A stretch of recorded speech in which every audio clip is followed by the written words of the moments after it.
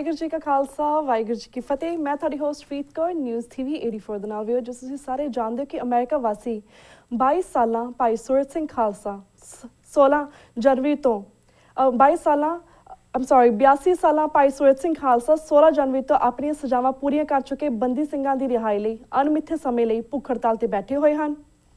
ਕੁਝ ਦਿਨ ਪਹਿਲਾਂ ਪੁਲਿਸ ਨੇ ਭਾਈ ਸੂਰਤ ਸਿੰਘ ਨੂੰ ਚੁੱਕ ਕੇ ਲੁਧਿਆਣੇ ਦੇ ਇੱਕ ਸਿਵਲ ਹਸਪਤਾਲ ਦੇ ਵਿੱਚ ਦਾਖਲ ਕਰਵਾ ਦਿੱਤਾ ਸੀ, ਜਿੱਥੇ ਉਹਨਾਂ ਨੇ ਆਪਣੀ ਭੁੱਖ ਹੜਤਾਲ ਜਾਰੀ ਰੱਖੀ। ਵਿਊਅਰਸ, ਪਿਛਲੇ ਹਫ਼ਤੇ ਲਗਭਗ 300 ਦੇ ਕਰੀਬ ਪੁਲਿਸੀਆਂ ਨੇ ਹਸਪਤਾਲ ਤੇ ਧਾਵਾ ਬੋਲ ਕੇ ਭਾਈ ਸੂਰਤ ਸਿੰਘ ਹੋਰਾਂ ਨੂੰ ਜਿੱਥੇ ਆਪਣੀ ਸਿੱਧੀ ਕਸਟਡੀ ਦੇ ਵਿੱਚ ਲਿਆ, ਉੱਥੇ ਉਹਨਾਂ ਦੇ ਪਰਿਵਾਰ ਦੇ ਮੈਂਬਰਾਂ ਨੂੰ ਵੀ ਹਰਾਸ ਕੀਤਾ ਅਤੇ ਉਹਨਾਂ ਦੇ ਬੇਟੇ ਦੇ ਖਿਲਾਫ 107-51 ਅਮਨ ਭੰਗ ਦੇ ਕੇਸ ਦੇ ਵਿੱਚ ਉਹਨਾਂ ਨੂੰ ਰਜਿਸਟਰ ਕੀਤਾ ਗਿਆ। ਉਸ ਵੇਲੇ ਹਸਪਤਾਲ ਦੇ ਵਿੱਚ ਮੌਜੂਦ ਭਾਈ ਸੂਰਤ ਸਿੰਘ ਜੀ ਦੇ ਸਮਰਥਕਾਂ ਅਤੇ ਹੋਰ ਵੀ ਪੱਤਰਕਾਰਾਂ ਨੂੰ ਹਿਰਾਸਤ ਵਿੱਚ ਲਿਆ ਗਿਆ। ਇਸ ਸਭ ਤੋਂ ਇਹ ਗੱਲ ਸਪਸ਼ਟ ਹੋ ਰਹੀ ਹੈ ਕਿ ਪੰਜਾਬ ਸਰਕਾਰ ਭਾਈ ਸੂਰਤ ਸਿੰਘ ਖਾਲਸਾ ਜੀ ਦੀ ਭੁੱਖ ਹੜਤਾਲ ਤੋਂ ਘਬਰਾ ਚੁੱਕੀ ਹੈ। ਇਹੀ ਰੀਜ਼ਨ ਹੈ ਕਿ ਪੰਜਾਬ ਪੁਲਿਸ ਉਹਨਾਂ ਦੇ ਫੈਮਿਲੀ ਮੈਂਬਰਾਂ ਨੂੰ ਅਰੈਸਟ ਕਰ ਰਹੀ ਹੈ ਅਤੇ ਝੂਠੇ ਕੇਸਿਸ ਦੇ ਵਿੱਚ ਫਸਾ ਰਹੀ ਹੈ। ਵਿਊਅਰਸ, ਅੱਜ ਅਸੀਂ ਬਾਪੂ ਸੂਰਤ ਸਿੰਘ ਜੀ ਦੀ ਭੁੱਖ ਹੜਤਾਲ ਅਤੇ ਉਹਨਾਂ ਦੇ ਪਰਿਵਾਰ ਤੇ ਇਸ ਵੇਲੇ ਪੰਜਾਬ ਦੇ ਵਿੱਚ ਕੀ ਵਾਪਰ ਰਿਹਾ ਹੈ, ਇਸ ਸੰਬੰਧੀ ਬੀਬੀ ਸਰਵਿੰਦਰ ਕੌਰ ਜੀ ਨਾਲ ਗੱਲਬਾਤ ਕਰਾਂਗੇ, ਜਿਹੜੇ ਕਿ ਇਸ ਵੇਲੇ ਸਾਡਾ ਪੰਜਾਬ ਤੋਂ ਫੋਨ ਲਾਈਨ ਤੇ ਜੁੜ ਚੁੱਕੇ ਨੇ। ਜੀ ਭੈਣ ਜੀ, ਵਾਹਿਗੁਰੂ ਜੀ ਕਾ ਖਾਲਸਾ ਵਾਹਿਗੁਰੂ ਜੀ ਕੀ ਫਤਿਹ। ਵਾਹਿਗੁਰੂ ਜੀ ਕਾ ਖਾਲਸਾ ਵਾਹਿਗੁਰੂ ਜੀ ਕੀ ਫਤਿਹ। ਭੈਣ ਜੀ, ਹਾਂਜੀ ਭੈਣ ਜੀ, ਆਮ ਸੌਰੀ ਕਿ ਮੈਂ ਇੰਟਰੋਡਕਸ਼ਨ ਦੇ ਵਿੱਚ ਇੰਸਟੈਡ ਆਫ 82 ਸਾਲਾਂ ਮੈਂ 22 ਸਾਲ ਕਹਿ ਦਿੱਤਾ ਸੀਗਾ, ਪਰ ਅਸੀਂ ਸਭ ਤੋਂ ਪਹਿਲਾਂ ਤੁਹਾਡਾ ਇੱਥੇ TV 84 ਦੇ ਦਰਸ਼ਕਾਂ ਦੇ ਪਹਿਲੀ ਵਾਰ ਰੂਬਰੂ ਹੋਣ ਤੇ ਅਸੀਂ ਤੁਹਾਡਾ ਸਵਾਗਤ ਕਰਦੇ ਹਾਂ। ਤੇ ਭੈਣ ਜੀ, ਤੁਸੀਂ ਬਾਪੂ ਜੀ ਦੀ ਸਪੁੱਤਰੀ ਹੋ। ਅਸੀਂ ਸਭ ਤੋਂ ਪਹਿਲਾਂ ਤੁਹਾਡੇ ਕੋਲ ਜਾਣਨਾ ਚਾਹਾਂਗੇ ਕਿ ਇਸ ਵੇਲੇ ਬਾਪੂ ਸੂਰਤ ਸਿੰਘ ਜੀ ਦੀ ਲੇਟੈਸਟ ਸਿਚੁਏਸ਼ਨ ਕੀ ਹੈ, ਉਹਨਾਂ ਦੀ ਤਬੀਅਤ, ਉਹਨਾਂ ਦੀ ਸਿਹਤ ਬਾਰੇ ਸਾਡੇ ਦਰਸ਼ਕਾਂ ਨੂੰ ਸਭ ਤੋਂ ਪਹਿਲਾਂ ਜਾਣਕਾਰੀ ਦਿਓ। ਹਾਂਜੀ ਭੈਣ ਜੀ, ਜਦੋਂ ਤੋਂ ਬਾਪੂ ਜੀ ਨੂੰ ਹਸਪੀਟਲ ਦੇ ਵਿੱਚ 3-4 ਦਿਨ ਤੋਂ ਪੁਲਿਸ ਨੇ ਕਸਟਡੀ 'ਚ ਲਿਆ, ਉਸ ਤੋਂ ਬਾਅਦ ਕੋਰਟ ਦੇ ਵਿੱਚੋਂ CP ਸਾਹਿਬ ਕਮਿਸ਼ਨਰ ਪੁਲਿਸ ਤੋਂ ਉਹਨਾਂ ਤੋਂ ਪਰਮਿਸ਼ਨ ਲੈਣ ਤੋਂ ਬਾਅਦ ਕੱਲ ਸਾਨੂੰ ਪਹਿਲੀ ਵਾਰ ਬਾਪੂ ਜੀ ਨੂੰ ਅੰਡਰ ਪੁਲਿਸ ਸੁਪਰਵਿਜ਼ਨ ਬਾਪੂ ਜੀ ਨੂੰ ਮਿਲਣ ਦਿੱਤਾ ਸੀਗਾ। ਤਾਂ ਬਾਪੂ ਜੀ ਸਿਹਤ ਤੋਂ ਕਾਫੀ ਕਮਜ਼ੋਰ ਸੀ। ਬਾਪੂ ਜੀ ਦੇ ਜਿਹੜੀਆਂ ਸਭ ਤੋਂ ਵੱਧ ਇਰੀਟੇਟਿੰਗ ਮੇਰੇ ਲਈ ਉਹ ਗੱਲ ਸੀ, ਜਿਹੜੀ ਬਾਪੂ ਜੀ ਦੇ ਫੂਡ ਪਾਈਪ ਪਾਈ ਆ ਨਾ ਨੱਕ ਦੇ ਵਿੱਚ, ਉਹਨੂੰ ਨੱਕ ਦੇ ਨਾਲ ਤੇ ਮੱਥੇ ਦੇ ਨਾਲ ਸਟਿਚਸ ਲਾ ਕੇ ਸਕਿਨ ਦੇ ਵਿੱਚ ਸਿਉਂਤਾ ਹੋਇਆ ਸੀ। ਕਿਉਂਕਿ ਪਹਿਲਾਂ ਇੱਕ ਵਾਰ ਮੇਰੇ ਸਾਹਮਣੇ ਉਹਨਾਂ ਨੇ ਉਹ ਫੂਡ ਪਾਈਪ ਨੂੰ ਬਾਹਰ ਕੱਢਤਾ ਸੀ ਨੱਕ ਦੇ ਵਿੱਚੋਂ। ਮੇਰਾ ਖਿਆਲ ਆ ਵੀ ਹੁਣ ਉਹਨਾਂ ਨੂੰ ਇਹ ਲੱਗਦਾ ਹੁਣ ਉਹ ਫੇਰ ਨਾ ਕੱਢ ਦੇਣ, ਤਾਂ ਬਾਪੂ ਜੀ ਜਿਹੜੀ ਫੂਡ ਪਾਈਪ ਆ ਉਹਨੂੰ ਸਕਿਨ ਦੇ ਨਾਲ ਮੱਥੇ ਤੇ ਨੱਕ ਦੇ ਨਾਲ ਸਿਉਂਤਾ ਹੋਇਆ ਸੀ। ਸਿਹਤ ਪੱਖੋਂ ਬੜੇ ਥੱਕੇ ਤੇ ਕਮਜ਼ੋਰ ਲੱਗਦੇ ਸੀ, ਪਰ ਗੱਲਾਂ ਕਰਨ ਤੋਂ ਪਤਾ ਲੱਗਦਾ ਸੀ ਵੀ ਉਹ ਬੜੇ ਹੌਸਲੇ ਤੇ ਹਾਲੇ ਵੀ ਬਹੁਤ ਚੜ੍ਹਦੀ ਕਲਾ 'ਚ ਨੇ। ਮੈਂ ਉਹਨਾਂ ਦਾ ਪਤਾ ਲੈਣ ਗਈ ਤੇ ਉਹ ਸਾਨੂੰ ਸਮਝਾਉਂਦੇ ਸੀ ਵੀ ਬੇਟਾ ਤੁਸੀਂ ਫਿਕਰ ਨਾ ਕਰੋ, ਚੜ੍ਹਦੀ ਕਲਾ ਵੀ ਤੁਸੀਂ ਮੇਰਾ ਫਿਕਰ ਨਾ ਕਰੋ, ਮੈਂ ਠੀਕ ਆ। ਮੈਂ ਸਾਫ਼ ਪੇਨ ਜਿਹੜੀ ਸਟਿਚਸ ਸਾਰਾ ਕੁਛ ਦੇਖ ਰਹੀ ਸੀ, ਸੂਈਆਂ ਹੱਥ ਤੇ ਲੱਗੀਆਂ, ਹੋਰ ਮੈਨੂੰ ਪੇਨ ਮਹਿਸੂਸ ਹੁੰਦੀ ਸੀ, ਪਰ ਉਹ ਮੈਨੂੰ ਕਹੀ ਜਾਂਦੇ ਸੀ ਮੈਂ ਤਾਂ ਬਹੁਤ ਚੜ੍ਹਦੀ ਕਲਾ 'ਚ, ਮੈਂ ਤਾਂ ਠੀਕ ਆ, ਤੁਸੀਂ ਆਪਦਾ ਧਿਆਨ ਰੱਖੋ। ਸੋ ਬਾਪੂ ਜੀ ਚੜ੍ਹਦੀ ਕਲਾ 'ਚ ਨੇ। ਜੀ, ਥੈਂਕ ਯੂ ਭੈਣ ਜੀ ਫॉर दैट ਇਨਫੋਰਮੇਸ਼ਨ। ਭੈਣ ਜੀ, ਆਲਸੋ ਜਿਸ ਤਰ੍ਹਾਂ ਲਾਈਕ ਪਿਛਲੇ ਹਫ਼ਤੇ I think Wednesday Thursday Punjab the time ਹੋਣਾ, ਉਸ ਵੇਲੇ ਰਾਤ ਦਾ ਜਿਸ ਵੇਲੇ ਉਹਨਾਂ ਨੂੰ ਹਸਪਤਾਲ ਦੇ ਵਿੱਚ ਕਾਫੀ ਸਾਰੇ ਪੁਲਿਸੀਆਂ ਨੇ ਆ ਕੇ ਇਹਦਾ ਧਾਵਾ ਬੋਲ ਦਿੱਤਾ, ਜਿਸ ਤਰ੍ਹਾਂ ਉਹਨੇ ਅਟੈਕ ਕੀਤਾ ਬਾਪੂ ਜੀ ਹੁਣਾਂ ਤੇ, ਤਾਂ ਉਹਨੇ ਫੈਮਿਲੀ ਤੁਹਾਡੇ ਵੀ ਅਟੈਕ ਕੀਤਾ। ਇਹ ਸਾਰਾ ਕੀ ਉਸ ਵੇਲੇ ਕੀ ਵਾਪਰਿਆ ਸੀ ਹਸਪਤਾਲ ਦੇ ਵਿੱਚ, ਇਸ ਬਾਰੇ ਵੀ ਸਾਡੇ ਦਰਸ਼ਕਾਂ ਨੂੰ ਜਾਣਕਾਰੀ ਦਿਓ। ਹਾਂਜੀ, ਜਿਹੜੇ ਦਿਨ ਤੋਂ ਬਾਪੂ ਜੀ ਭੁੱਖ ਹੜਤਾਲ ਤੇ ਬੈਠਿਆ, ਘਰ ਵੀ ਤੇ ਹਸਪੀਟਲ 'ਚ DC SSP ਮਤਲਬ ਹਰ ਕੋਈ ਆ ਕੇ ਬਾਪੂ ਜੀ ਨੂੰ ਕਹਿੰਦਾ ਸੀ ਬਾਪੂ ਜੀ ਭੁੱਖ ਹੜਤਾਲ ਤੋੜ ਦਿਓ, ਤੁਸੀਂ ਇਹ ਖਾਓ ਨਾ, ਸਰਕਾਰ ਦੇ ਹੱਥ ਵਿੱਚ ਕੁਛ ਨਹੀਂ ਹੈ, ਉਹ ਮੁੰਡੇ ਛੱਡੇ ਨਹੀਂ ਜਾ ਸਕਦੇ ਜਿਨ੍ਹਾਂ ਲਈ ਤੁਹਾਡੀ ਮੰਗ ਆ, ਤੇ ਤੁਸੀਂ ਕੁਛ ਖਾ ਲਓ। ਪਰ ਬਾਪੂ ਜੀ ਮੰਨਦੇ ਨਹੀਂ ਸੀ। ਹੁਣ ਤੱਕ ਉਹਨਾਂ ਨੂੰ ਉਹ ਆਰਾਮ ਨਾਲ ਲਾਈਕ ਵਰਬਲੀ ਉਹਨਾਂ ਦੀ ਜਿਹੜੀ ਹੈਗੀ ਸੀਗੀ ਕਮਿਊਨੀਕੇਸ਼ਨ, ਆਪਦੀਆਂ ਗੱਲਾਂ ਬਾਤਾਂ ਚੱਲਦੀਆਂ ਰਹੀਆਂ। ਪਰ ਫਿਰ 8 ਤਰੀਕ ਨੂੰ ਉਹ ਘਰੋਂ ਚੱਕ ਕੇ ਲੈ ਗਏ। ਫਿਰ ਉਹਨਾਂ ਨੇ ਕੋਸ਼ਿਸ਼ ਕੀਤੀ ਪੁਲਿਸ ਨੇ ਜਾਂ ਪੰਜਾਬ ਸਰਕਾਰ ਨੇ ਕਿ ਉਹ ਕੁਛ ਖਾ ਲੈਣ, ਪਰ ਬਾਪੂ ਜੀ ਹਮੇਸ਼ਾ ਖਾਣ ਤੋਂ ਨਾ ਕਰ ਦਿੰਦੇ ਸੀ, ਖਾਂਦੇ ਨਹੀਂ ਸੀ। ਤਾਂ ਹਸਪੀਟਲ ਜਾਣ ਤੋਂ ਬਾਅਦ ਵੀ 8 ਤਰੀਕ ਤੋਂ ਬਾਅਦ ਬਾਪੂ ਨੇ ਕੁਛ ਨਹੀਂ ਮਤਲਬ ਖਾਧਾ। ਪਰ ਫਿਰ ਜਦੋਂ ਡਾਕਟਰਾਂ ਨੂੰ ਇਹ ਫਿਕਰ ਹੋ ਗਿਆ ਵੀ ਹੁਣ 1-2 ਦਿਨ 'ਚ ਕੁਛ ਵੀ ਹੋ ਸਕਦਾ, ਕਿਉਂਕਿ ਬਾਪੂ ਦੀ ਸਿਹਤ ਬਹੁਤ ਖਰਾਬ ਹੋ ਗਈ ਸੀਗੀ, ਤਾਂ ਇੱਕਦਮ ਉਸ ਟਾਈਮ ਪੁਲਿਸ ਵਾਲੇ 3 ਦਿਨ ਪਹਿਲਾਂ, ਸੌਰੀ ਮੈਨੂੰ ਡੇਟ ਨਹੀਂ ਯਾਦ, 3 ਦਿਨ ਪਹਿਲਾਂ 26 ਤਰੀਕ ਨੂੰ 26 ਜਨਵਰੀ ਨੂੰ ਉਹ ਆਏ ਫਰਵਰੀ ਸੀ। ਹਾਂਜੀ ਫਰਵਰੀ, ਹਾਂਜੀ। ਤੇ ਉਹ ਕੀ ਹੈ ਨਾ 26 ਤਰੀਕ ਨੂੰ ਸਵੇਰ ਤੋਂ ਹੀ ਉਹਨਾਂ ਦਾ ਥੋੜਾ ਜਿਹਾ ਜਿਹੜਾ ਬੋਲ ਚਾਲ ਦਾ ਪੁਲਿਸ ਤੇ CID ਵੱਧ ਸੀ, ਉਹ ਥੋੜਾ ਜਿਹਾ ਰੂਡ ਸੀਗੇ ਉਸ ਦਿਨ। ਅੰਦਰ ਲੋਕਾਂ ਨੂੰ ਆਉਣ ਨਹੀਂ ਸੀ ਦਿੰਦੇ। ਜੇ ਕੋਈ ਆ ਗਿਆ ਖਾਸ ਬੰਦਾ ਤਾਂ ਉਹਨੂੰ ਫਟਾਫਟ ਉਹਦੇ ਨਾਲ ਆ ਕੇ ਅੰਦਰ ਸੁਣਦੇ ਸੀ ਵੀ ਅਸੀਂ ਕੀ ਗੱਲਾਂ ਕਰਦੇ ਹਾਂ। ਜਾਣੀ ਪਹਿਲਾਂ ਨਾਲੋਂ ਉਹਨਾਂ ਨੇ ਸਟ੍ਰਿਕਟ ਹੋ ਗਏ ਸੀ ਉਸ ਦਿਨ। ਫਿਰ ਸ਼ਾਮ ਨੂੰ 4-5 ਵਜੇ ਇੱਕਦਮ ਬਹੁਤ ਜ਼ਿਆਦਾ ਪੁਲਿਸ ਆਈ, ਜਿਹੜੀ ਬਾਪੂ ਦੇ ਰੂਮ 'ਚ ਘੱਟ ਤੋਂ ਘੱਟ 15-20 ਜਾਣੇ ਹੋਣੇ ਆ, ਡੋਰ ਤੇ 20 ਜਾਣੇ, ਫਿਰ ਐਮਰਜੈਂਸੀ ਡੋਰ, ਪਾਰਕਿੰਗ ਲਾਟ, ਬਾਹਰ ਦੇ outside, like lot of police everywhere, ਬਹੁਤ ਜ਼ਿਆਦਾ ਪੁਲਿਸ ਆ ਗਈ। ਉਹਨਾਂ ਨੇ ਬਾਪੂ ਜੀ ਨੂੰ, ਅਸੀਂ ਜਿੰਨੇ ਕੁ ਜਾਣੇ ਅੰਦਰ ਬੈਠੇ ਸੀਗੇ ਅਸੀਂ ਸੁਣੀ ਗਏ, ਗੱਲ ਕਰ ਲਾਂਗੇ। ਕਹਿੰਦੇ ਬਾਪੂ ਜੀ ਮੈਂ ਤੁਹਾਨੂੰ ਮਿਲਣ ਆਇਆ।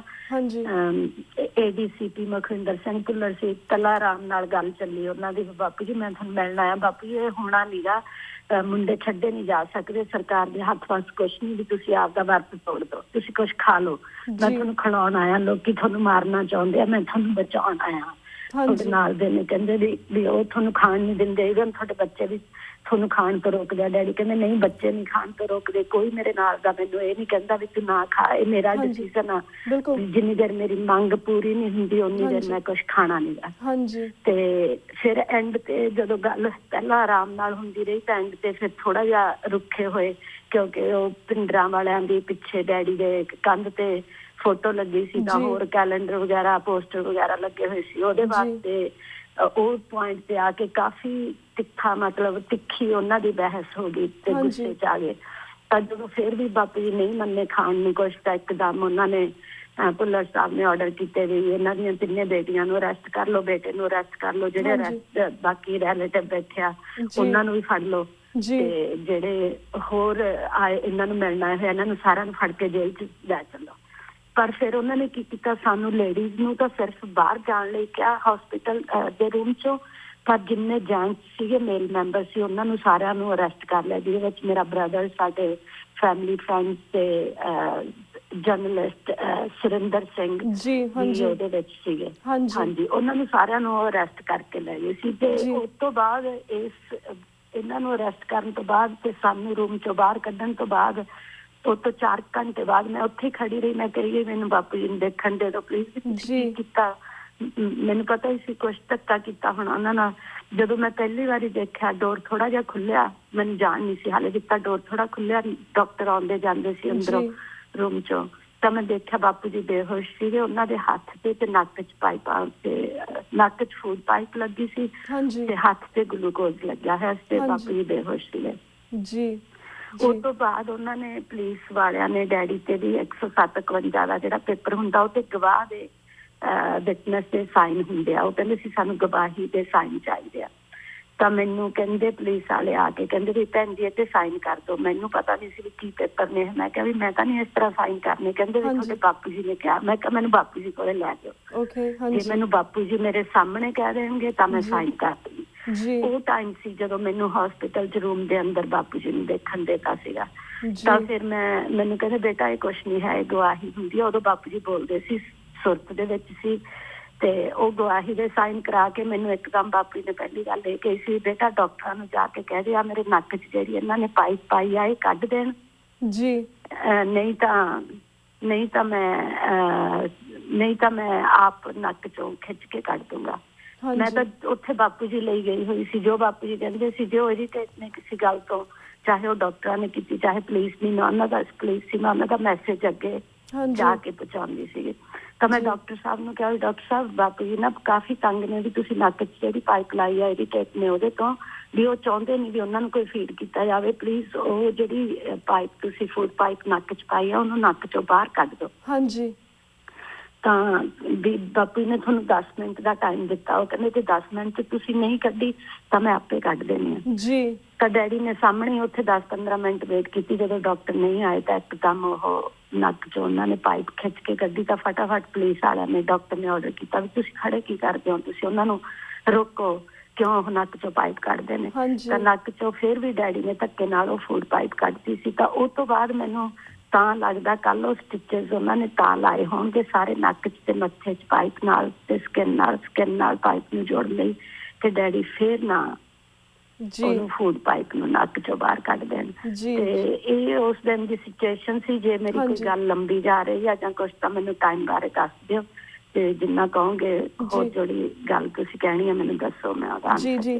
ਤੇ ਭੈਣ ਜੀ, ਜਿਸ ਤਰ੍ਹਾਂ ਸੰਤ ਜਰਨੈਲ ਸਿੰਘ ਪਿੰਡਰਾਂ ਵਾਲੇ ਜਿਹੜੇ ਪਿਕਚਰ ਲੱਗੀ ਸੀ, ਉਹਨਾਂ ਨੇ ਗਲਤ ਕਮੈਂਟ ਕੀਤੇ ਤੇ ਬਾਪੂ ਜੀ ਨੇ ਉਹਨਾਂ ਨੂੰ ਪ੍ਰਵੋਕ ਕੀਤਾ। ਕਿਸ ਤਰ੍ਹਾਂ ਨੂੰ ਇੱਕ 82 ਸਾਲੇ ਬਜ਼ੁਰਗ ਨੂੰ ਕਿਸ ਤਰ੍ਹਾਂ ਉਹਨਾਂ ਨੇ ਹੱਥਕੜੀਆਂ ਵੀ ਲਗਾਈਆਂ ਤੇ ਕਾਫੀ ਹੋਰ ਵੀ ਗੱਲਾਂ ਸੁਣਨ ਦੀ ਕੋਸ਼ਿਸ਼ ਕੀਤੀ। ਇਸ ਸਭ ਤੋਂ ਲੱਗਦਾ ਕਿ ਪੰਜਾਬ ਦੀ ਪੁਲਿਸ ਜਾਂ ਪੰਜਾਬ ਸਰਕਾਰ ਕਾਫੀ ਡਰ ਗਈ ਹੈ ਇਹਨਾਂ ਦੇ ਸੰਘਰਸ਼ ਤੋਂ। ਐਂਡ ਜਿਸ ਤਰ੍ਹਾਂ ਇੱਕ ਬੰਦਾ ਸ਼ਾਂਤਮਈ ਤਰੀਕੇ ਨਾਲ ਆਪਣੇ ਪਹਿਲਾਂ ਘਰ 'ਚ ਸੰਘਰਸ਼ ਸ਼ੁਰੂ ਕਰਦਾ ਜਾਂ ਫਿਰ ਉਸਨੂੰ ਫੜ ਕੇ ਹਸਪੀਟਲ ਵਿੱਚ ਲਿਆ ਜਾਂਦਾ ਹੈ, ਉੱਥੇ ਸੰਘਰਸ਼ ਕਰਨਾ ਸ਼ੁਰੂ ਕਰਦਾ। ਤਾਂ ਆਈ ਡੋਂਟ ਅੰਡਰਸਟੈਂਡ ਕਿ ਪੰਜਾਬ ਪੁਲਿਸ ਦੀ ਇਸ ਦੇ ਵਿੱਚ ਕੀ ਪ੍ਰੋਬਲਮ ਹੈ। ਕਿਸੇ ਬੰਦੇ ਨੂੰ if we have freedom in India, ਅਗਰ ਡੈਮੋਕ੍ਰੈਟਿਕ ਕੰਟਰੀ ਇੰਡੀਆ ਦੇ ਵਿੱਚ ਕੋਈ ਅਗਰ ਕਾਨੂੰਨ ਦੇ ਦਾਇਰੇ ਦੇ ਅੰਦਰ ਸੰਘਰਸ਼ ਕਰਨਾ ਚਾਹੁੰਦਾ, ਉਹ ਕਿਉਂ ਨਹੀਂ ਕਰ ਸਕਦਾ ਪੰਜਾਬ ਵਿੱਚ? What do you think? ਮੈਨੂੰ ਲੱਗਦਾ ਵੀ ਪੰਜਾਬ ਪੁਲਿਸ ਜਾਂ ਕੋਈ ਵੀ ਜਿਹੜੇ ਉੱਥੇ ਨੇ ਉਹ ਸਾਰੇ ਆਪਦੀ ਮਰਜ਼ੀ ਨਾਲ ਕੁਛ ਨਹੀਂ ਕਰਦੇ। ਉਹਨਾਂ ਨੂੰ ਜੋ ਸੀਨੀਅਰਸ ਦੇ ਆਰਡਰ ਨੇ ਉਹੀ ਫੋਲੋ ਕਰਦੇ ਆ। ਸੋ ਪੰਜਾਬ ਪੁਲਿਸ ਨੂੰ ਪਤਾ ਵੀ ਕੋਈ ਸ਼ਾਂਤਮਈ, ਜਿਵੇਂ ਜੇ ਹੀ ਸੋਟੀਆਂ ਡੰਡੇ ਚੱਕ ਲੈਣ, ਨਾਰੇ ਮਜ਼ਾਰੇ ਕਰਨ, ਬਾਹਰ ਟ੍ਰੈਫਿਕ ਰੋਕਣ, ਜਾਂ ਹਸਪੀਟਲ 'ਚ ਕੋਈ ਐਂਬੂਲੈਂਸ ਰੋਕੀ ਹੋਵੇ, ਜਾਂ ਹਸਪੀਟਲ 'ਚ ਜਦੋਂ ਲੈ ਗਏ ਡੈਡੀ ਨੂੰ, ਉਹ ਤੋਂ ਬਾਅਦ ਕਿਸੇ ਪੇਸ਼ੈਂਟ ਨੂੰ ਕੋਈ ਪ੍ਰੋਬਲਮ ਆਈ ਹੋਵੇ, ਕੋਈ ਟ੍ਰੈਫਿਕ ਦੀ ਪ੍ਰੋਬਲਮ ਆਈ ਹੋਵੇ, then I can think we ਇਹ ਰੂਡ ਹੋਣਗੇ ਜਾਂ ਗੁੱਸੇ ਹੋਣਗੇ। ਪਰ ਜੋ ਆਰਾਮ ਨਾਲ ਬੰਦ ਰੂਮ 'ਚ ਭੁੱਖੇ ਪਏ ਨੇ, ਜੋ ਆਪਦਾ ਸੰਘਰਸ਼ ਭੁੱਖੇ ਰਹਿ ਕੇ ਸ਼ਾਂਤਮਈ ਅੰਦਰ ਬੈੱਡ ਤੇ ਪਏ ਨੇ, ਉਹ ਚਲਾ ਰਹੇ ਨੇ, ਤਾਂ ਉਹਦੇ 'ਚ ਮੈਨੂੰ ਨਹੀਂ ਲੱਗਦਾ ਕਿਸੇ ਨੂੰ ਕੋਈ ਪ੍ਰੋਬਲਮ ਹੋਣੀ ਚਾਹੀਦੀ ਹੈ। ਮੈਨੂੰ ਲੱਗਦਾ ਵੀ ਉਹ ਜਿਹੜੇ ਡਿਊਟੀ ਤੇ ਹੁੰਦੇ ਆ ਉਹਨਾਂ ਦੀ ਵੀ ਕੋਈ ਪ੍ਰੋਬਲਮ ਨਹੀਂ। ਤਾਂ ਸੀਨੀਅਰਸ ਨੇ ਜੋ ਉਹਨਾਂ ਨੂੰ ਆਰਡਰ ਕਰ ਦਿੰਦੇ ਆ ਵੀ ਬਾਪੂ ਜੀ ਨੂੰ ਕੁਛ ਕਹਿਣਾ ਨਹੀਂ, ਅੱਜ ਮਿਲਣ ਦੇ ਤੋਂ ਤਾਂ ਮਿਲਣ ਦੇ ਤੋਂ ਦੇ ਦਿੰਦੇ ਆ ਸਾਨੂੰ। ਜੇ ਉਹ ਕਹਿ ਦਿੰਦੇ ਆ ਵੀ ਅੱਜ ਇਹਨਾਂ ਨੂੰ ਟੌਰਚਰ ਕਰੋ, ਅੱਜ ਇਹਨਾਂ ਨੂੰ ਇਹ ਕਰੋ, ਅੱਜ ਇਹਨਾਂ ਨੂੰ ਅਰੈਸਟ ਕਰ ਲਓ, ਤਾਂ ਉਹ ਕਰ ਲਾਈ ਜਾਂਦੇ। ਮੈਨੂੰ ਨਹੀਂ ਲੱਗਦਾ ਵੀ ਇੰਡੀਆ ਦੀ ਪੁਲਿਸ ਦੇ ਹੱਥ ਦੇ ਵਿੱਚ ਵੀ ਕੁਛ ਹੈ। ਉਹ ਇੰਡੀਪੈਂਡੈਂਟ ਨਹੀਂ ਹੈ। It's all politics. ਬਿਲਕੁਲ in every department। ਜੀ। ਤੇ ਭੈਣ ਜੀ, ਇਹਨਾਂ ਦਾ ਬੇਸ਼ਰਮੀ ਦੀ ਹੱਦ ਕਰਤੀ। ਜਦੋਂ ਲੇਡੀ ਕਾਂਸਟੇਬਲ ਨੇ ਤੁਹਾਨੂੰ ਵੀ ਤੰਗ ਪਰੇਸ਼ਾਨ ਕੀਤਾ ਹਸਪਤਾਲ ਦੇ ਵਿੱਚ, ਹੋਰ ਵੀ ਜਿਹੜੇ ਲੋਕ ਇੱਥੇ ਆਏ ਸੀ, ਸਮਰਥਕ ਆਏ ਸੀ, ਪੱਤਰਕਾਰ ਆਏ ਸੀ, ਉਹਨਾਂ ਨੂੰ ਵੀ ਹਿਰਾਸਤ ਵਿੱਚ ਲਿੱਤਾ। ਆਲਸੋ ਤੁਹਾਡੇ ਬ੍ਰਦਰ ਜਿਹੜੇ ਅਮਰੀਕਾ ਤੋਂ ਗਏ ਨੇ, ਰਵਿੰਦਰਜੀਤ ਸਿੰਘ ਗੋਗੀ, ਉਹਨਾਂ ਦੇ ਉੱਪਰ ਵੀ 107-51 ਦਾ ਅਮਨ ਭੰਗ ਦਾ ਕੇਸ ਦਾਇਰ ਕਰਤਾ। ਹੁਣ ਉਹਨਾਂ ਦੇ ਕੇਸ ਦੀ ਕੀ ਅਪਡੇਟ ਹੈ? Is it still in the jail? ਕਿ ਉਹਨਾਂ ਦੇ ਕੇਸ ਦੇ ਵਿੱਚ ਕੀ ਹੋ ਰਿਹਾ ਇਸ ਵੇਲੇ? ਹਾਂਜੀ, ਉਹ ਹਾਲੇ ਵੀ ਜੇਲ੍ਹ 'ਚ ਨੇ। ਕੱਲ ਇਹ ਸਾਰਾ ਕੁਛ ਹੋਣ ਤੋਂ ਬਾਅਦ ਕੱਲ ਮੈਂ ਪਹਿਲੀ ਵਾਰੀ ਬਾਪੂ ਨੂੰ ਮਿਲੀ ਸੀ, ਕਿਉਂਕਿ ਅਸੀਂ ਇੱਥੇ ਰਹਿੰਦੇ ਨਹੀਂ, ਸਾਨੂੰ ਸਾਰਾ ਪਤਾ ਨਹੀਂ। ਤਾਂ ਤੇ ਮੈਂ ਬੈਸਟ ਜਿਹੜਾ ਪਰਸਨ ਹੈਗੀ ਆ, ਮੈਂ ਉਹਨੂੰ ਬਾਪੂ ਜੀ ਹੀ ਮੰਨਦੀ ਹਾਂ। ਜੇ ਮੈਂ ਕੋਈ ਸਲਾਹ ਲੈਣੀ ਆ, ਮੇਰਾ ਸਲਾਹਕਾਰ। ਤਾਂ ਮੈਨੂੰ 3-4 ਦਿਨ ਬਾਅਦ ਕੱਲ ਬਾਪੂ ਜੀ ਨੂੰ ਮਿਲਣ ਦਿੱਤਾ ਸੀ। ਉਹਨਾਂ ਚਿਰ ਅਸੀਂ ਕੋਈ ਬਾਪੂ ਜੀ ਦੀ ਜਾਂ ਬ੍ਰਦਰ ਦੀ ਜ਼ਮਾਨਤ ਨਹੀਂ, ਵੇਲ ਆਊਟ ਕਰਨ ਦੀ ਉਹਨਾਂ ਨੂੰ ਕੋਸ਼ਿਸ਼ ਨਹੀਂ ਸੀ ਕੀਤੀ, ਕਿਉਂਕਿ ਮੈਨੂੰ ਪਤਾ ਹੀ ਨਹੀਂ ਸੀ ਕੀ ਕਰਨਾ। ਮੈਨੂੰ ਇਹ ਸੀ ਵੀ ਜੋ ਡੈਡੀ ਕਹਿਣਗੇ, ਡੈਡੀ ਦੇ ਲਈ ਅਸੀਂ ਆਏ, ਡੈਡੀ ਨੂੰ ਮਿਲਣ ਲਈ, ਸੇਵਾ ਕਰਨ ਲਈ ਆਏ। ਜੇ ਉਹਨਾਂ ਦੀ ਸੇਵਾ ਕਰਦਿਆਂ ਸਾਨੂੰ ਕੋਈ ਪ੍ਰੋਬਲਮ ਆਈ ਆ, ਤਾਂ ਜਿਵੇਂ ਡੈਡੀ ਦੇ ਢੰਗ ਨਾਲ ਹੀ ਅਸੀਂ ਉਹਨੂੰ ਸੋਲਵ ਕਰਾਂਗੇ। ਅਸੀਂ ਆਪੇ ਨਹੀਂ ਕੁਛ ਕਰਨਾ ਵੀ ਕਿ ਉਹਨਾਂ ਦੇ ਸੰਘਰਸ਼ ਨੂੰ ਜਾਂ ਉਹਨਾਂ ਦੇ ਮਨ ਨੂੰ ਕੋਈ ਠੇਸ ਪਹੁੰਚੇ। ਸੋ ਕੱਲ ਪਹਿਲੇ ਦਿਨ ਡੈਡੀ ਮਿਲੇ ਸੀ ਸਾਨੂੰ, ਤਾਂ ਮੈਂ ਉਹਨਾਂ ਨੂੰ ਪੁੱਛਿਆ ਬਾਪੂ ਵੀਰੇ ਦਾ ਕੀ ਕਰਨਾ, ਵੀ ਆਪਾਂ ਉਹਨੂੰ ਵੇਲ ਆਊਟ ਕਰ ਲਈਏ, ਕੀ ਕਰ ਲਈਏ? ਕਹਿੰਦੇ ਨਹੀਂ, ਮੇਰੀ ਤੇ ਬ੍ਰਦਰ ਦੀ ਗੋਗੀ ਦੀ ਵੇਲ ਨਹੀਂ ਕਰਨੀ। ਮੇਰੇ ਬ੍ਰਦਰ ਦਾ ਨਾਂ ਰਵਿੰਦਰਜੀਤ ਸਿੰਘ ਗੋਗੀ ਆ। ਸੋ ਉਹਨਾਂ ਨੇ ਕਿਹਾ ਵੀ ਵੇਲ ਆਊਟ ਨਹੀਂ ਕਰਨਾ ਉਹਨਾਂ ਨੂੰ। ਪਰ ਉਹ ਜੇਲ੍ਹ 'ਚ ਨੇ, ਜੇਲ੍ਹ 'ਚ ਮਿਲਣ ਦਾ ਟਾਈਮ ਦਿੱਤਾ ਸੀ। ਕੱਲ ਵੀ ਮੇਰੀ ਛੋਟੀ ਸਿਸਟਰ, ਭਾਬੀ ਜੀ ਤੇ ਬ੍ਰਦਰ, ਸਾਰੇ ਦੂਜੇ ਰਿਲੇਟਿਵਸ ਉਹਨਾਂ ਨੂੰ ਮਿਲ ਕੇ ਆਏ ਆ। ਤੇ ਜੇਲ੍ਹ 'ਚ ਉਹ ਕਹਿੰਦੇ ਵੀ ਉਹਨਾਂ ਨੂੰ ਕੋਈ ਖਾਸ ਪ੍ਰੋਬਲਮ ਨਹੀਂ ਹੈਗੀ, ਚੜ੍ਹਦੀ ਕਲਾ 'ਚ ਨੇ। ਸਿੰਘ ਮਿਲ ਕੇ ਉਹਨਾਂ ਨੂੰ ਉੱਥੇ ਗੁਰਦੁਆਰਾ ਸਾਹਿਬ ਆ, ਉੱਥੇ ਜਾ ਆਉਂਦੇ ਆ, ਬਾਣੀ ਪੜ੍ਹ ਲੈਂਦੇ ਆ।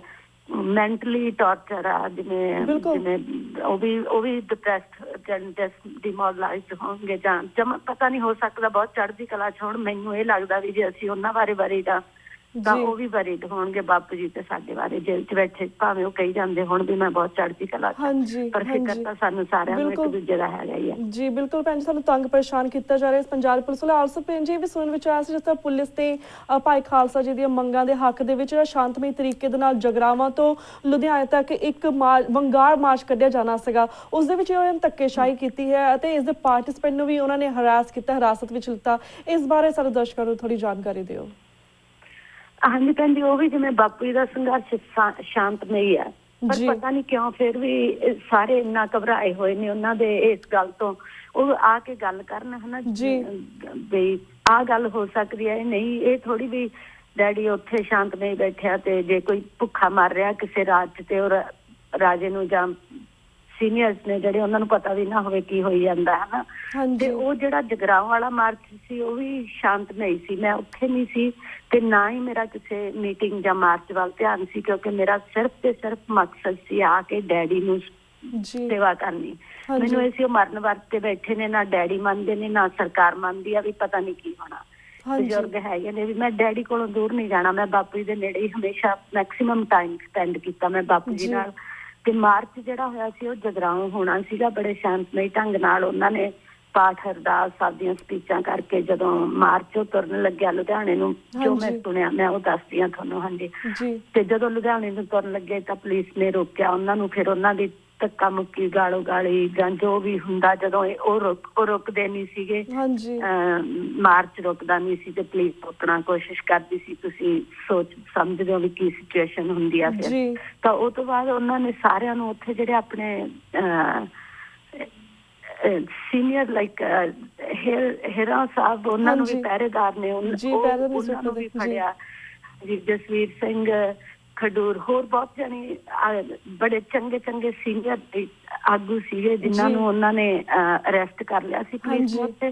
ਤੇ ਉਹਨਾਂ ਦੇ ਨਾਲ ਤਕਰੀਬਨ 2 ਬੱਸਾਂ ਭਰ ਕੇ ਮੈਨੂੰ ਉਹਨਾਂ ਨੇ ਕਿਹਾ ਸੀ, ਗਿਣਤੀ ਮੇਰਾ ਖਿਆਲ ਐਗਜ਼ੈਕਟ ਹਾਲੇ ਕਿਸੇ ਨੂੰ ਨਹੀਂ ਪਤਾ ਕਿੰਨੀ ਸੀ, ਜਿੰਨੇ ਉੱਥੇ ਲੋਕ ਸੀ ਉਹਨਾਂ ਨੂੰ ਅਰੈਸਟ ਕਰਕੇ ਲੈ ਗਏ ਸੀ ਥਾਣੇ ਦੇ ਵਿੱਚ, ਤੇ ਫਿਰ ਰਾਤ ਨੂੰ ਉਹਨਾਂ ਨੂੰ ਛੱਡਤਾ ਸੀਗਾ ਸਾਰਿਆਂ ਨੂੰ। ਜੀ ਸੋ ਇੰਨੀ ਕੁ ਮੈਨੂੰ ਪਤਾ ਜਗਰਾਉਂ ਵਾਲੇ ਮਾਰਚ। ਹਾਂਜੀ ਭੈਣ ਜੀ, ਥੈਂਕ ਯੂ ਸੋ ਮਚ ਇਸ ਜਾਣਕਾਰੀ ਸਾਡੇ ਦਰਸ਼ਕਾਂ ਨਾਲ ਸ਼ੇਅਰ ਕੀਤੀ ਸੀ। ਥੋੜਾ ਜਿਹਾ ਹੋਰ ਪਿੱਛੇ ਜਾਂਦੇ ਹਾਂ, ਜਿਸ ਤਰ੍ਹਾਂ ਜਦੋਂ ਤੁਹਾਡੇ ਪਿਤਾ ਜੀ ਨੇ ਇੰਡੀਆ ਜਾਣ ਦਾ ਫੈਸਲਾ ਕੀਤਾ, ਪੰਜਾਬ ਵਿੱਚ ਜਾਣ ਦਾ ਫੈਸਲਾ ਕੀਤਾ, ਸੰਘਰਸ਼ ਨਾਲ ਜੁੜਨ ਦਾ ਫੈਸਲਾ ਕੀਤਾ, ਤੁਹਾਡੇ ਪਰਿਵਾਰ ਦਾ ਉਸ ਵੇਲੇ ਕੀ ਰਿਐਕਸ਼ਨ ਸੀਗਾ? ਆਰ ਯੂ ਗਾਈਜ਼ ਵਰ ਹੈਪੀ ਅਬਾਊਟ ਇਟ ਔਰ like it's not easy decision? ਉਸ ਵੇਲੇ ਤੁਸੀਂ ਤੁਹਾਡਾ ਕੀ ਰਵੱਈਆ ਸੀ ਸਭ ਤੇ? ਦੇਖੋ ਜੀ, ਜਦੋਂ ਤਾਂ ਅਸੀਂ ਬਾਪੂ ਜੀ ਦੀ ਸੋਚ ਬਾਰੇ ਸੋਚਦੇ ਸੀਗੇ ਉਦੋਂ ਤਾਂ ਸਾਨੂੰ ਲੱਗਦਾ ਸੀ ਇਹ ਵਧੀਆ ਡਿਸੀਜ਼ਨ ਆ। ਜਿਹੜੇ ਨਿਰਦੋਸ਼ ਜਿਨ੍ਹਾਂ ਨੇ ਸਜ਼ਾ ਪੂਰੀਆਂ ਕਰ ਲਈਆਂ ਜਾਂ ਜਿਹੜੇ ਸੀਨੀਅਰ ਨੇ ਜਾਂ ਜਿਹੜਾ ਧੱਕਾ ਹੋ ਰਿਹਾ ਇੰਡੀਆ 'ਚ, ਕਿਸੇ ਨੂੰ ਤਾਂ ਉਹਦੇ ਲਈ ਅਵੇਅਰ ਕਰਨਾ ਪੈਣਾ ਗਵਰਨਮੈਂਟ ਨੂੰ, ਜਾਂ ਦੱਸਣਾ ਪੈਣਾ। ਹੋ ਸਕਦਾ ਗਵਰਨਮੈਂਟ ਦੇ ਉਹ ਨੋਟਿਸ 'ਚ ਨਾ ਭਾਵੇਂ ਉਹਨਾਂ ਦੇ ਆਰਡਰ ਤੋਂ ਬਿਨਾਂ ਕੁਛ ਨਹੀਂ ਹੁੰਦਾ, ਪਰ ਫਿਰ ਵੀ there are lot of other things to take care. ਵੀ ਉਹ ਗਵਰਨਮੈਂਟ ਨੇ ਕਿੰਨਾ ਕੁਛ ਟੇਕ ਕੇਅਰ ਕਰਨੀ ਹੁੰਦੀ ਆ। ਮੇ ਵੀ ਉਹਨਾਂ ਦੇ ਨੋਟਿਸ 'ਚ ਨਾ ਹੋਣ ਵੀ ਇਹ ਧੱਕਾ ਹੋ ਰਿਹਾ ਆਪਣੇ ਸਿੰਘਾਂ ਨਾਲ ਜੇਲ੍ਹਾਂ 'ਚ। ਤਾਂ ਕੀ ਉਦੋਂ ਪਹਿਲਾਂ ਜਦੋਂ ਗੱਲ ਕਰਦੇ ਸੀ ਬਾਪੂ, ਸਾਨੂੰ ਇਹ ਲੱਗਦਾ ਸੀ ਵੀ ਗੱਲ ਤਾਂ ਸਹੀ ਆ, ਪਰ ਸਾਨੂੰ ਇਹ ਵੀ ਪਤਾ ਸੀ ਵੀ ਇੱਥੇ ਅੰਨਾ ਬੋਲਾ ਕੰਮ ਹੈਗਾ ਤੇ ਕੋਈ ਕਿਸੇ ਦੀ ਸੁਣਦਾ ਨੀਗਾ। ਤੇ ਸਾਨੂੰ ਫਿਕਰ ਵੀ ਸੀਗਾ ਵੀ ਡੈਡੀ ਕਿਸੇ ਨੇ ਮੰਨਣਾ ਨੀਗਾ। ਤੁਸੀਂ ਉੱਥੇ ਵੀ ਪਹਿਲਾਂ ਹੀ ਭਾਈ ਗੁਰਬਖਸ਼ ਸਿੰਘ ਬੈਠੇ ਨੇ, ਸਾਰਾ ਸੰਘਰਸ਼ ਖਰਾਬ ਹੋ ਗਿਆ, ਕਿਸੇ ਨੂੰ ਨੀ ਛੱਡਿਆ, ਕੁਛ ਨੀ ਹੋਇਆ, ਵੀ ਕਿਸੇ ਨੇ ਸੁਣਨਾ ਨਹੀਂ। ਪਰ ਬਾਪੂ ਜੀ ਨੂੰ ਸਾਰਾ ਇੱਥੋਂ ਦਾ, ਕਿਉਂਕਿ ਪੰਜਾਬ 'ਚੋਂ ਵੱਧ ਰਹਿੰਦੇ ਆ, ਉਹਨਾਂ ਨੂੰ ਸਰਕਾਰ ਦਾ ਵੀ, ਆਮ ਜਨਤਾ ਦੇ ਦੁੱਖਾਂ ਦਾ ਵੀ, ਹਰ ਚੀਜ਼ ਦਾ ਉਹਨਾਂ ਨੂੰ ਬਹੁਤ ਚੰਗੀ ਤਰ੍ਹਾਂ ਨੇੜਿਓਂ ਪਤਾ।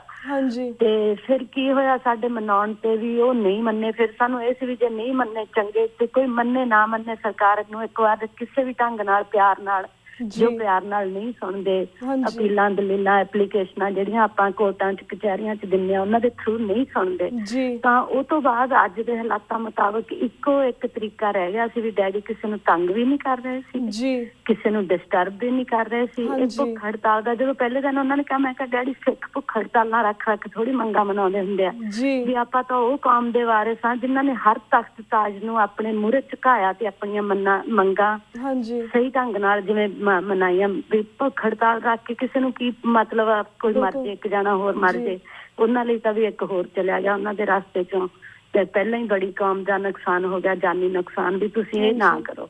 ਪਰ ਬਾਪੂ ਜੀ ਨੂੰ ਪਤਾ ਸੀ ਵੀ ਇਹ ਤੋਂ ਬਿਨਾਂ ਹੁਣ ਕੋਈ ਹੋਰ ਤਰੀਕਾ ਹੀ ਨਹੀਂ ਰਹਿ ਗਿਆ। ਕੋਈ ਲਿਖਤੀ ਗੱਲ ਨੂੰ ਨਹੀਂ ਸੁਣਦਾ, ਕੋਈ ਵਰਬਲੀ। ਉਹਨਾਂ ਨਾਲ ਡੈਡੀ ਦੀਆਂ ਭਾਈ ਗੁਰਬਖਸ਼ ਸਿੰਘ ਵੇਲੇ 2-3 ਮੀਟਿੰਗ ਹੋਈਆਂ ਨੇ ਵੀ ਆਹ ਗੱਲਾਂ ਤੁਸੀਂ ਕਰ ਸਕਦੇ ਹੋ ਤੇ ਕਰੋ। ਕਹਿੰਦੇ ਸੀ ਵੀ ਅਸੀਂ ਕਰਾਂਗੇ ਅਮੀ ਭੈਣ ਜੀ, ਅਸੀਂ ਕਰਾਂਗੇ। ਤੇ ਭੈਣ ਜੀ ਪਰ ਫਿਰ ਤਾਂ ਹੀ ਇਹਨਾਂ ਨੇ ਭੁੱਖ ਦਾ ਇਹ ਸੰਘਰਸ਼ ਸ਼ੁਰੂ ਕੀਤਾ। ਤੇ ਉਹ ਇੱਕ ਵਾਰ ਉਦੋਂ ਅਸੀਂ ਉਹਨਾਂ ਨੂੰ ਕਿਹਾ ਵੀ ਇਹ ਨਹੀਂ ਠੀਕ, ਪਰ ਉਹ ਤੋਂ ਬਾਅਦ ਜਦੋਂ ਸ਼ੁਰੂ ਹੋ ਗਏ ਸਾਨੂੰ ਆਏ ਸੀ ਵੀ ਹੁਣ ਜੋ ਇਹਨਾਂ ਨੇ ਸ਼ੁਰੂ ਕਰ ਲਿਆ ਸੰਘਰਸ਼ ਤਾਂ ਅਸੀਂ ਸਾਰੇ ਉਹਨਾਂ ਦੇ ਨਾਲ। ਜੀ ਬਿਲਕੁਲ। ਤਾਂ ਉੱਥੋਂ ਅਮਰੀਕਾ ਤੋਂ ਵਾਪਸ ਆ ਗਏ ਸੀ ਉਹ। ਹਾਂਜੀ ਭੈਣ ਜੀ ਅਸੀਂ ਤਾਂ ਆਪਣੇ ਵੱਲ ਇਹੀ ਕਹਿ ਸਕਦੇ ਕਿ like hats off to him, ਕਿਉਂਕਿ ਅਮਰੀਕਾ 'ਚ ਰਹਿ ਕੇ ਉਹ ਵੀ ਬਾਕੀ ਲੋਕਾਂ ਦੀ ਤਰ੍ਹਾਂ ਸੋਸ਼ਲ ਸਿਕਿਉਰਿਟੀ ਬੈਨੀਫਿਟਸ, ਪੈਨਸ਼ਨ ਜਾਂ ਹੋਰ ਬੈਨੀਫਿਟਸ ਬਜ਼ੁਰਗਾਂ ਜਿਹੜੇ ਹੁੰਦੇ ਅਮਰੀਕਾ ਦੇ ਵਿੱਚ ਲੈ ਸਕਦੇ ਸੀ, ਪਰ ਉਹ ਆਪਣਾ ਸਭ ਕੁਝ ਛੱਡ ਕੇ, ਆਪਣੇ ਬੱਚਿਆਂ ਨੂੰ ਛੱਡ ਕੇ ਸੋ ਕਾਲ ਇੰਡੀਆ ਡੈਮੋਕ੍ਰੈਟਿਕ ਕੰਟਰੀ ਦੇ ਵਿੱਚ ਗਏ, ਬਲਕਿ ਆਪਣੇ ਲਈ ਨਹੀਂ ਬਲਕਿ ਉਹਨਾਂ ਸੂਰਮਿਆਂ ਲਈ ਜਿਹੜੇ ਕਿ ਸਾਡੀ ਅਣਖ ਲਈ, ਸਾਡੀ ਆਜ਼ਾਦੀ ਲਈ, ਸਾਡੇ ਸੁੱਖ ਦੇ ਲਈ ਜੇਲ੍ਹਾਂ ਦੇ ਵਿੱਚ ਇੰਨੇ ਸਾਲਾਂ ਤੋਂ ਬੈਠੇ ਹੋਏ ਨੇ। Time for us to wake up and support our heroes. Also Bhai Suraj Singh ji, ਬਾਪੂ ਸੂਰਜ ਸਿੰਘ ਜੀ ਲਈ ਅਸੀਂ ਫੇਸਬੁੱਕ ਪੇਜ ਵੀ ਬਣਾਇਆ ਹੈ, ਜਿਸ 'ਤੇ ਅਸੀਂ ਚਾਹੁੰਦੇ ਕਿ ਸਾਰੇ ਲੋਕ, ਅਸੀਂ ਸਕਰੀਨ 'ਤੇ ਵੀ ਦਿਖਾਵਾਂਗੇ, ਸਾਰੇ ਲੋਕ ਆਪਣੀ ਜਿੰਨੀ ਵੀ ਸਿੱਖ ਕਮਿਊਨਿਟੀ ਹੈ ਜਾਂ ਹੋਰ ਕਮਿਊਨਿਟੀ ਦੇ ਲੋਕ ਨੇ ਉਹ ਇਸ ਫੇਸਬੁੱਕ ਪੇਜ ਨੂੰ ਜ਼ਰੂਰ ਲਾਈਕ ਕਰਨ ਅਤੇ ਆਪਣਾ ਸਾਥ ਦੇਣ। And if you guys have any questions, any concerns, you guys could ask over there, we will be happy to answer all of that. ਅਤੇ ਭੈਣ ਜੀ ਜਿਸ ਤਰ੍ਹਾਂ ਲਾਈਕ ਵਨ ਲਾਸਟ ਕੁਐਸਚਨ, ਜਿਸ ਤਰ੍ਹਾਂ ਬੰਦੀ ਸਿੰਘਾਂ ਦੀ ਰਿਹਾਈ ਪੋਸੀਬਲ ਹੋਣੀ ਚਾਹੀਦੀ ਹੈ, ਪਰ ਜਿਸ ਤਰ੍ਹਾਂ ਇਟਸ ਰੀਅਲੀ ਸ਼ੇਮ ਕਿ ਸਾਡੇ ਬਜ਼ੁਰਗ ਇੰਡੀਆ ਜਾ ਕੇ 82 ਸਾਲਾ ਬਜ਼ੁਰਗ ਇੰਡੀਆ ਗਏ ਨੇ, ਉਹਨਾਂ ਨੇ ਇਹ ਸੰਘਰਸ਼ ਸ਼ੁਰੂ ਕੀਤਾ, ਬਲਕਿ ਜਿਹੜੀ ਆਪਣੀ ਜਨਰੇਸ਼ਨ ਹੋਣ ਦੀ ਸਾਨੂੰ ਅਵੇਅਰਨੈਸ, ਸਾਡੇ ਵਿੱਚ ਮੋਰ ਅਵੇਅਰਨੈਸ ਹੋਣੀ ਚਾਹੀਦੀ ਸੀਗੀ। ਇਹ ਸਾਡਾ ਕੰਮ ਹੈ ਕਿਉਂਕਿ ਅਸੀਂ ਇੰਨਾ ਮੀਡੀਆ ਨਾਲ ਜੁੜੇ ਹੋਏ ਹਾਂ, ਸੋਸ਼ਲ ਮੀਡੀਆ ਹੈ, ਇਲੈਕਟ੍ਰੋਨਿਕ ਮੀਡੀਆ ਹੈ, ਅਸੀਂ ਲੋਕਾਂ ਨੂੰ ਹੋਰ ਵੀ ਅਵੇਅਰ ਕਰਾ ਸਕਦੇ ਹਾਂ ਆਪਣੇ ਬੰਦੀ ਸਿੰਘਾਂ ਦੇ ਸੰਘਰਸ਼ ਦੇ ਵਿੱਚ, ਸੰਘਰਸ਼ ਦੇ ਲਈ। ਪਰ ਲਾਈਕ ਤੁਸੀਂ ਜਿਹੜੀ ਅੱਜ ਦੀ ਜਨਰੇਸ਼ਨ ਆ ਜਾਂ ਆਉਣ ਵਾਲੀ ਜਨਰੇਸ਼ਨ ਆ, ਤੁਹਾਡੇ ਖਿਆਲ ਦੇ ਨਾਲ ਅਸੀਂ ਉਹਨਾਂ ਨੂੰ ਹੋਰ ਕਿਵੇਂ ਅਵੇਅਰ ਕਰਾ ਸਕਦੇ ਹਾਂ ਆਪਣੇ ਲਈ, ਆਪਣੇ ਸਿੱਖਾਂ ਦੇ ਸੰਘਰਸ਼ ਲਈ, ਆਪਣੇ ਬੰਦੀ ਸਿੰਘਾਂ ਦੀ ਰਿਹਾਈ ਦੇ ਲਈ? ਜਦੋਂ ਮੈਂ ਅਮਰੀਕਾ 'ਚ ਸੀ ਨਾ, ਮੈਂ ਵੀ ਬਹੁਤ ਵਰੀਡ ਹੁੰਦੀ ਸੀ ਵੀ ਨੈਕਸਟ ਜਨਰੇਸ਼ਨ ਨੂੰ ਕੁਛ ਨਹੀਂ ਪਤਾ ਉਹ ਕੀ ਕਰਨਗੇ। ਪਰ ਇੱਥੇ ਆ ਕੇ ਮੈਂ ਦੇਖਦੀ ਹਾਂ ਜਿਨ੍ਹਾਂ ਨੂੰ ਨਹੀਂ ਪਤਾ ਉਹਨਾਂ ਨੂੰ ਤਾਂ ਬਿਲਕੁਲ ਹੀ ਨਹੀਂ ਪਤਾ, ਤੁਸੀਂ ਕੁਛ ਸਮਝਾਈ ਜਾਓ ਉਹਨਾਂ ਨੂੰ ਨਹੀਂ। ਪਰ ਅੱਜ ਕੱਲ੍ਹ ਦੇ ਬੱਚੇ ਇੰਨੇ ਸਿਆਣੇ ਨੇ, ਭਾਵੇਂ ਉਹ ਨੌਲੇਜ ਆ ਉਹਨਾਂ ਨੂੰ, ਉਹ ਸਰਚ ਕਰਦੇ ਨੇ, ਐਵਰੀਥਿੰਗ ਇਜ਼ ਅਵੇਲੇਬਲ ਆਨਲਾਈਨ, ਹਨਾ। ਤਾਂ ਉਹ ਉਹਨਾਂ ਕੋਲੇ ਨੈਟਵਰਕ ਦਾ ਉਹਨਾਂ ਨੂੰ ਪਤਾ ਹੈਗਾ, ਮੀਡੀਆ ਦਾ, ਸੋਸ਼ਲ ਮੀਡੀਆ ਦਾ, ਉਹਨਾਂ ਨੂੰ ਬਹੁਤ ਨੌਲੇਜ ਆ। ਜਿਹੜੇ ਚੰਗੇ ਚੰਗੇ ਮੁੰਡੇ ਆਉਂਦੇ ਆ ਨਾ ਗੁਰਸਿੱਖ ਉੱਥੇ, ਉਹਨਾਂ ਨਾਲ ਗੱਲਾਂ ਕਰੀਦੀਆਂ, ਉਹ ਸਾਡੇ ਨਾਲੋਂ ਵੱਧ ਸਿਆਣੇ ਨੇ। ਸੋ ਜੇ ਆਪਾਂ ਉਹਨਾਂ ਨੂੰ ਹੀ ਸਿਆਣਿਆਂ ਨੂੰ ਸੰਭਾਲ ਲਈਏ ਨਾ, ਉਹਨਾਂ ਨੂੰ ਗਲਤ ਸਾਈਡ ਤੇ ਨਹੀਂ ਜਾਣਦੀ, ਮੈਨੂੰ ਲੱਗਦਾ ਵੀ ਨੈਕਸਟ ਕੋਈ ਆਪਾਂ ਢਿੰਡੀ ਕਲਾ ਵੱਲ ਨਹੀਂ ਜਾ ਰਹੀ। ਜਿਹੜੀ ਸਿੱਖ ਕੌਮ ਆ, ਸਿੱਖ ਕੌਮ ਦੇ ਜਿਹੜੇ ਬੱਚੇ ਨੇ ਉਹ ਬਹੁਤ ਸਿਆਣੇ ਤੇ ਨੌਲੇਜ ਆ ਉਹਨਾਂ ਨੂੰ, ਉਹ ਜਿਹੜੇ ਆ ਬੜੇ ਸਿਆਣੇ ਬਣ ਕੇ ਅੱਗੇ ਆਉਣਗੇ।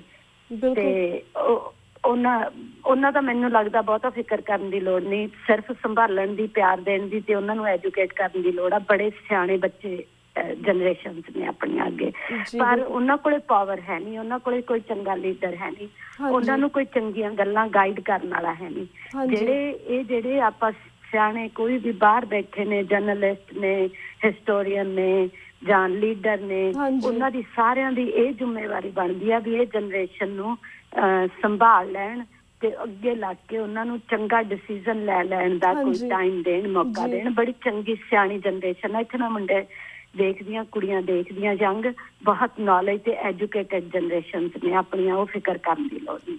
ਪਰ ਜਿਹੜੇ ਨਸ਼ਿਆਂ 'ਚ ਪਏ ਸੀ ਉਹ ਵੀ ਉਹਨਾਂ 'ਚੋਂ ਬਾਹਰ ਆ ਰਹੇ ਆ। ਮੈਂ ਕੋਈ ਨਸ਼ੇ ਵੱਧਦੇ ਨਹੀਂ ਦੇਖ ਰਹੀ ਇੰਡੀਆ 'ਚ। ਹੁਣ ਇੰਨੇ ਕੁ ਲੋਕ ਅਵੇਅਰ ਹੋ ਗਿਆ, ਯੰਗ ਜਨਰੇਸ਼ਨ ਇੰਨੀ ਅਵੇਅਰ ਹੋ ਗਈ ਆਪਦੇ ਚੰਗੇ ਜਾਂ ਮਾੜੇ ਲਈ, ਉਹ ਸੋਚ ਸਕਦੇ ਨੇ। ਹੁਣ ਸਿਰਫ ਉਹਨਾਂ ਨੂੰ ਸਪੋਰਟ ਦੀ ਲੋੜ ਆ, ਚੰਗੇ ਲੋਕਾਂ ਨੂੰ, ਉਹ ਉਹਨਾਂ ਨੂੰ ਆਪਣੀ ਕਰਨੀ ਬਣਦੀ ਹੈ ਚੰਗੇ ਬੱਚੇ ਇਨਸਾਨ ਬਣਾਉਣ ਲਈ।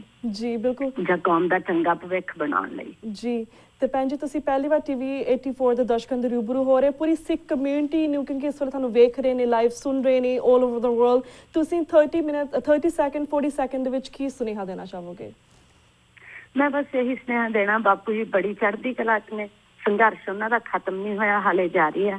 ਤੇ ਸਿੱਖ ਸੰਗਤ ਨੂੰ ਬਸ ਇਹੀ ਬੇਨਤੀ ਆ, ਉਹ ਅਰਦਾਸ, ਬੇਨਤੀ, ਪਾਠ ਕਰਨ ਵੀ ਸੰਘਰਸ਼ ਚੋਂ ਚੜ੍ਹਦੀ ਕਲਾ ਨਾਲ ਕੁਛ ਆਪਾਂ ਨੂੰ ਪ੍ਰਾਪਤ ਹੋਵੇ, ਕੁਛ ਚੰਗਾ ਇਸ ਗੱਲ ਦੇ ਵਿੱਚੋਂ, ਜਿਹੜੀ ਬਾਪੂ ਜੀ ਦੀ ਭੁੱਖ ਹੜਤਾਲ ਆ ਉਹਦੇ ਚੋਂ ਆਪਾਂ ਨੂੰ ਸਿੱਖ ਕੌਮ ਮੇਰੇ ਕੋਈ ਨਿਰਾਸ਼ਾ ਦਾ ਮੂੰਹ ਫੇਰ ਨਾ ਦੇਖਣਾ ਪਵੇ। ਜੀ ਬਿਲਕੁਲ ਬਿਲਕੁਲ ਭੈਣ ਜੀ, ਮੈਂ ਸੁਨੇਹਾ ਦੇਣਾ ਚਾਹੁੰਦੀ ਜੀ। ਤੇ ਭੈਣ ਜੀ ਅਸੀਂ ਵੀ ਰੱਬ ਅੱਗੇ ਹੀ ਅਰਦਾਸ ਕਰਦੇ ਕਿ ਬਾਪੂ ਜੀ ਦੀ ਸਿਹਤ ਚੰਗੀ ਰਹੇ, ਆਲਸੋ ਜਿਹੜਾ ਉਹਨਾਂ ਨੇ ਸੰਘਰਸ਼ ਸ਼ੁਰੂ ਕੀਤਾ ਹੋਇਆ ਹੈ ਉਹ ਵੀ ਪੂਰਾ ਹੋਵੇ, ਬੰਦੀ ਸਿੰਘਾਂ ਦੀ ਰਿਹਾਈ ਪੋਸੀਬਲ ਹੋਵੇ। ਇਸ ਦੇ ਨਾਲ ਅਸੀਂ ਤੁਹਾਡੇ ਪਰਿਵਾਰ ਦਾ ਵੀ ਧੰਨਵਾਦ ਕਰਦੇ ਹਾਂ ਕਿ ਤੁਸੀਂ ਇੰਨਾ ਵੱਡਾ ਡਿਸੀਜਨ ਲਿੱਤਾ ਹੈਗਾ, ਤੁਸੀਂ ਬੰਦੀ ਸਿੰਘਾਂ ਦੀ ਰਿਹਾਈ ਲਈ ਇੰਨਾ ਵੱਡਾ ਕਦਮ ਚੁੱਕਿਆ ਹੈ, ਇਸੇ ਤੁਹਾਡਾ ਵੀ ਅਸੀਂ ਬਹੁਤ ਬਹੁਤ ਧੰਨਵਾਦ ਕਰਦੇ ਹਾਂ ਭੈਣ ਜੀ। ਤੇ ਹੁਣ ਇਸ ਦੇ ਨਾਲ ਅਸੀਂ ਤੁਹਾਡੇ ਕੋਲ ਇਜਾਜ਼ਤ ਬੇਨ ਲਈ, ਕਿਉਂਕਿ ਸਾਡਾ ਵਕਤ ਸਮਾਪਤੀ ਵੱਲ ਜਾ ਰਿਹਾ ਭੈਣ ਜੀ। ਵਾਹਿਗੁਰੂ ਜੀ ਕਾ ਖਾਲਸਾ, ਵਾਹਿਗੁਰੂ ਜੀ ਕੀ ਖਾਲਸਾ, ਵਾਹਿਗੁਰੂ ਜੀ ਕੀ ਫਤਿਹ। ਵਿਊਅਰਸ, ਇਸ ਦੇ ਨਾਲ ਅਸੀਂ ਤੁਹਾਡੇ ਕੋਲ ਇਜਾਜ਼ਤ ਲੈਂਦੇ ਹਾਂ। ਕੱਲ੍ਹ ਮਿਲਾਂਗੇ ਸੇਮ ਟਾਈਮ ਸੇਮ ਸ਼ੋਅ ਤੇ, ਤਦ ਤੱਕ ਲਈ ਵਾਹਿਗੁਰੂ ਜੀ ਕਾ ਖਾਲਸਾ, ਵਾਹਿਗੁਰੂ ਜੀ ਕੀ ਫਤਿਹ।